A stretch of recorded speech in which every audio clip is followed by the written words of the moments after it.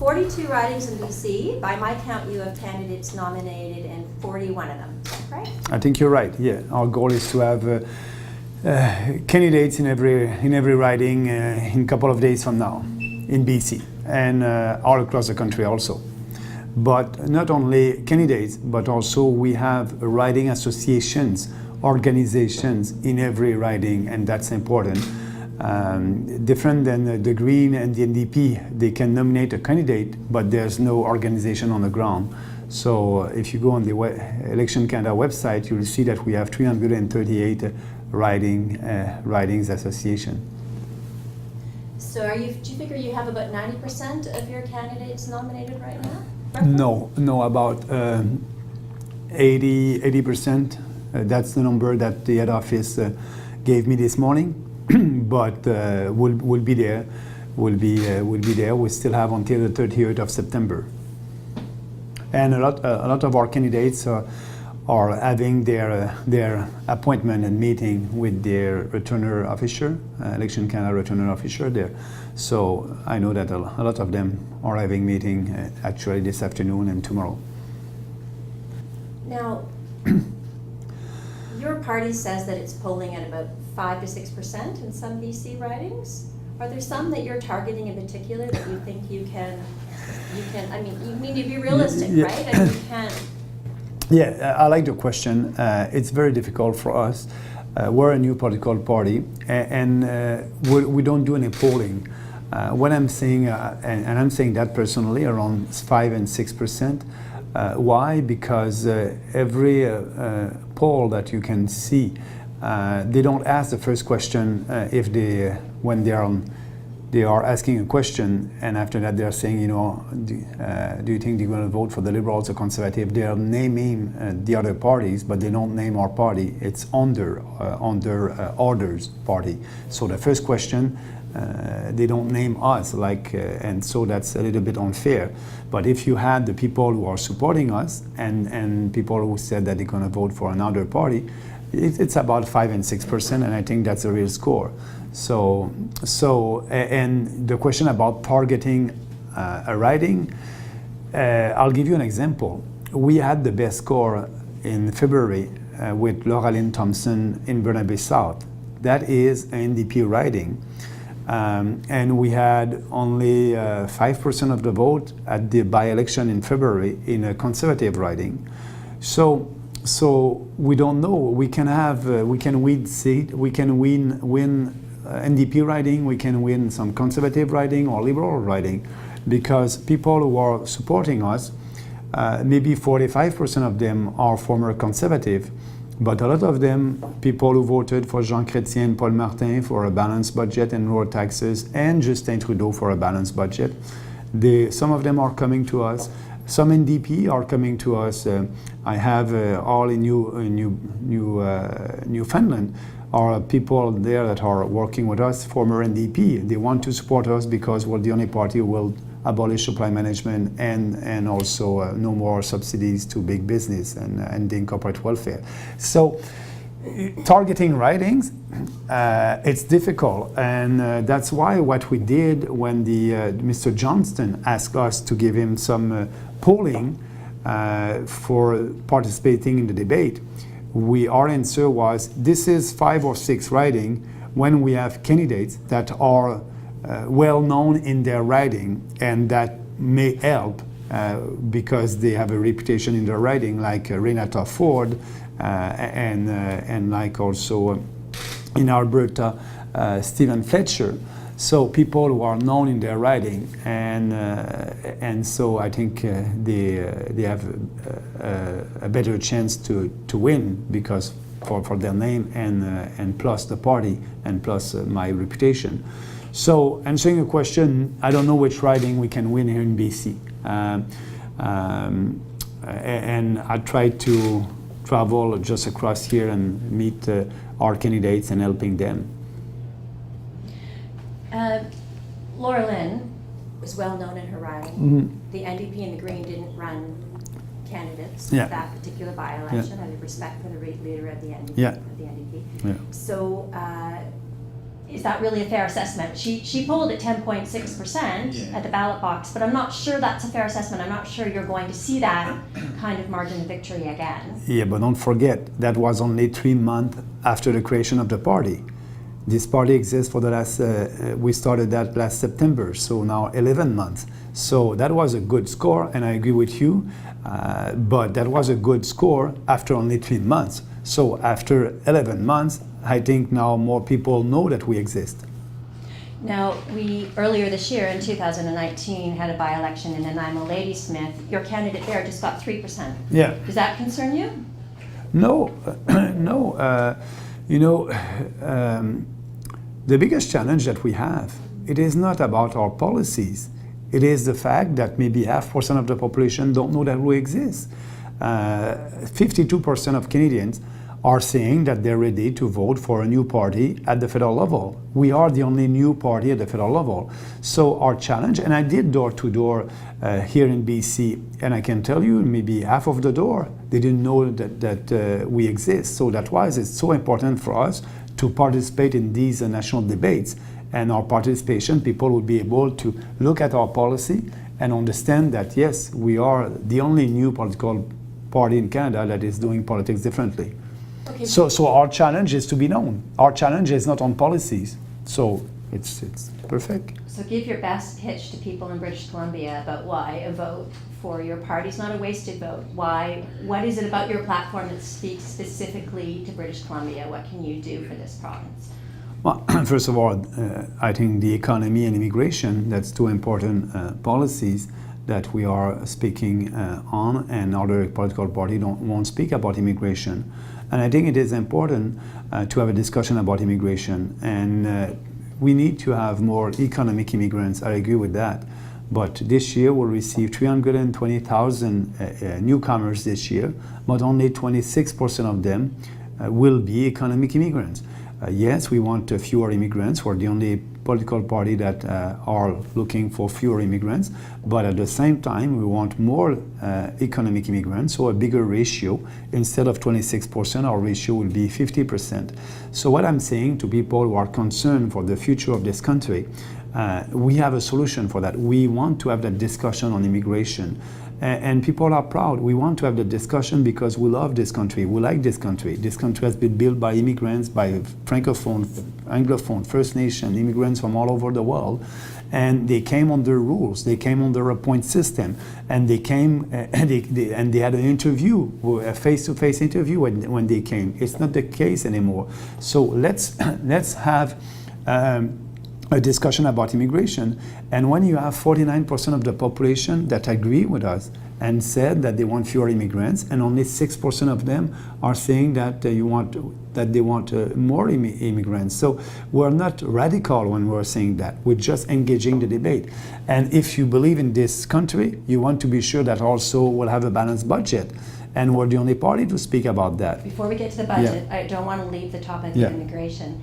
I'm curious about how you square your position on immigration in a very multicultural city like Vancouver, where you had supporters put up billboards, and within days there were people opposed to those billboards and asked that they came down. And the billboard said, I believe, something like no to mass immigration. Yeah.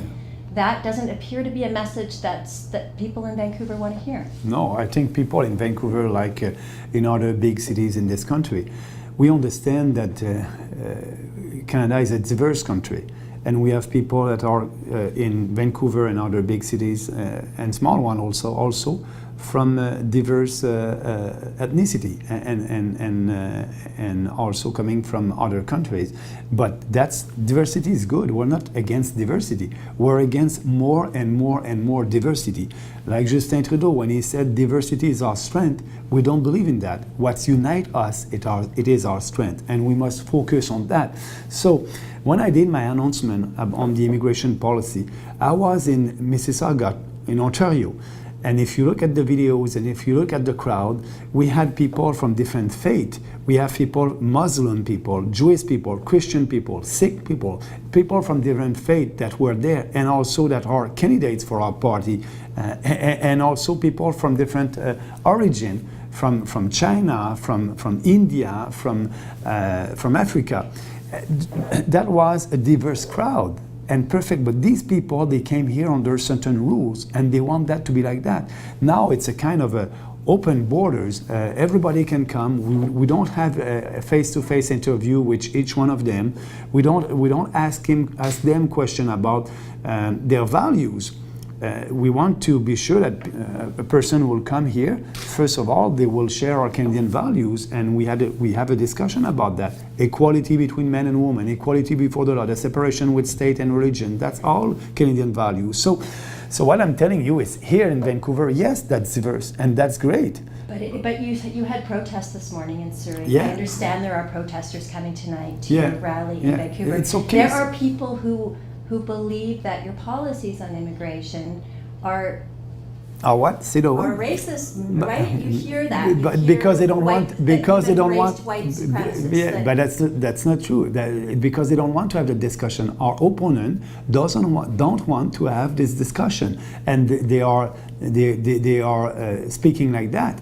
But that's the free speech in this country. We must, free speech is not only telling you what you want to hear.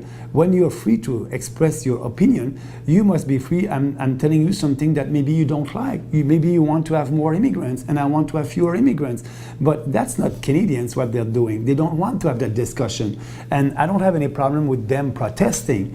But what I'm telling them, let's have a discussion about that. So they use these white supremacist and racist card because they don't want to discuss. Just have a discussion. For me, everybody who knows Maxime Bernier and my what I did the last 13 years in politics, I don't have to justify myself that I'm not a racist, and I won't play that game.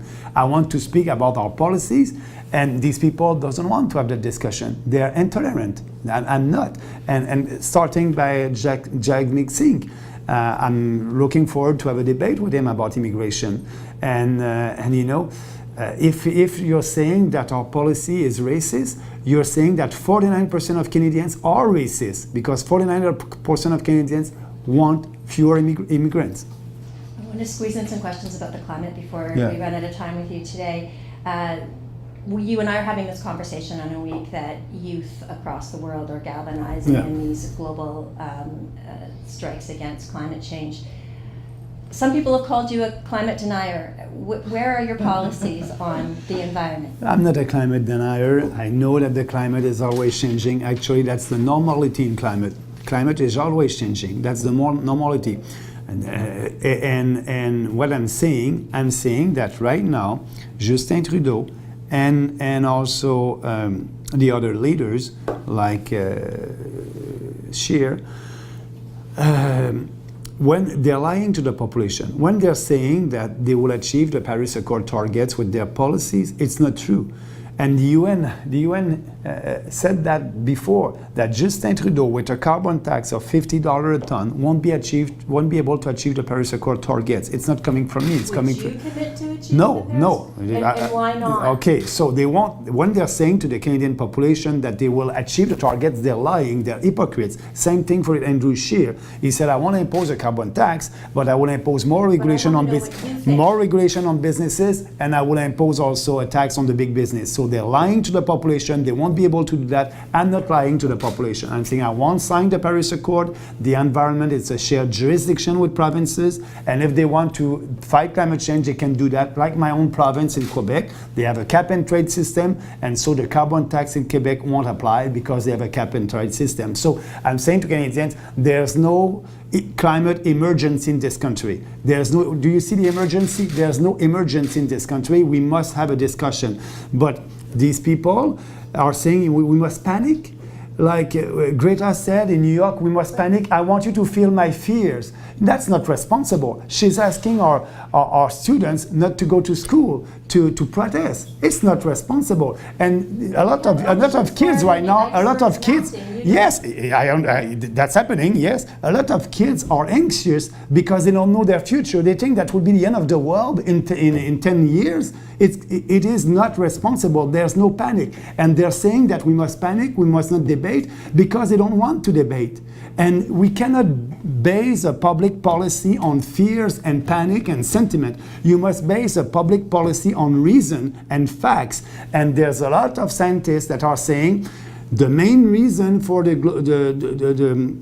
climate change, it is not human activity in this planet. It is not the main reason. It can be one reason, but not the main one. That's our position. And I know that the climate is changing. I know what's happening right now. I know that, yes, the level of oceans are rising, but that's not the end of the world. We must not change our way of life for that. And so that's what I'm saying, and I'm honest with Canadians about climate change, and I'm saying there's no panic over there. So that's why there's no crisis. There's no crisis for sure. Where is the crisis? Tell me. Well, I'm not running for office. No. The ocean are rising, and that's not new. That's happening. Look at Al Gore. You can YouTube it. I know. I don't want to talk about it. No. But talk to you about your I want Canadians to. I want Canadians to look at Al Gore, what he did, the documentary. And he was saying in 2000, if we do anything, that would be the end of the world. And now, every 10 years, they're saying that. So that's not responsible, and I don't play that game. I don't want to. I don't want to talk about Al Gore because I think there's enough experts right here in Canada who would argue that we're in a climate emergency, but we've dealt with that topic, and I'd like to move on to pipelines. You're pro-pipeline. Yes. And use the Constitution to be sure to build pipelines after consultation with provinces and First Nation. And it's so important for the prosperity and the security of this prosperity and the unity of this country. When you have 25% of Albertans that are saying that are looking at separation because of equalization and pipeline, you must do something. We can build a pipeline in this country in 2019 with the new technology that will be safe for the environment, but most importantly, safe for the population. And yes, I'm for pipeline, and we'll do everything to build a pipeline, and we'll be ready to use the Constitution, the Section 9210, to be able to approve, because when you use the Constitution, the Section 9210, the federal government will have the full authority, the full responsibility to approve pipelines all across this country. And we use that clause in the Constitution more than 300 times since Confederation to build national infrastructure. So yes, I have a very different position than all the other leaders, and I'm telling Canadians it's time to build pipeline by the private sector in this country. Was Justin Trudeau right to buy Trans Mountain? No. He did that because all of his regulation and his policy. So there's no more private sector, no more private corporation that wanted to build pipeline under this condition. We need to abolish and repeal Bill C-48, repeal Bill C-69, streamline the process, and it's because of these two bills and the process that the private sector doesn't want to build any pipeline in this country. So it's because of his policy. But for us, we'll have the right policies, and I can tell you that the private sector will be able to build pipelines in this country. Two last quick questions, because I'm getting a signal from your handlers that we're running out of time. Very briefly, your most successful candidate to date has been Laura Lynn Thompson. She is very much an anti-SOGI believer. That's her personal. I want to know what your personal opinion is about elementary school curriculum that talks about gender dysphoria, homosexuality, transgenderism. As a leader of the National Party, it is provincial jurisdiction. So like I said to Laura Lynn, if it's a concern for you, you can speak about that. But running under the People's Party of Canada, you have to promote our platform, but you have the right of your own opinion on other subjects, and I respect that. What's your opinion? But it's not important because I don't have any policy on that, and I don't want to interfere in provincial jurisdiction. So, but that's my position. I'm not running to be the premier of BC, and I'm not running to be the mayor of Vancouver. So I'm running to be the Prime Minister of Canada, and I'm so busy with our jurisdiction that I'll speak about that. But yes, our candidates have the right to speak on issues that they think that are important for them. But they must understand that we cannot do anything at at the federal level. And for her, she wants to inform the population about what she thinks it's not a good policy. I believe in freedom, and they have the freedom to speak about that. But me, as a leader, I won't have a position on that because I respect the Constitution. Our principle is individual freedom, personal responsibility, respect, and fairness. So I'm doing politics at the federal level, and that's a provincial matter. Last, what's going to be the best outcome from this election for your party? Between 1 and 338 candidates elected. Between one, And you being the one. Between 1 and 338. So we'll see what will happen. Thank you for your time Merci. today. Merci.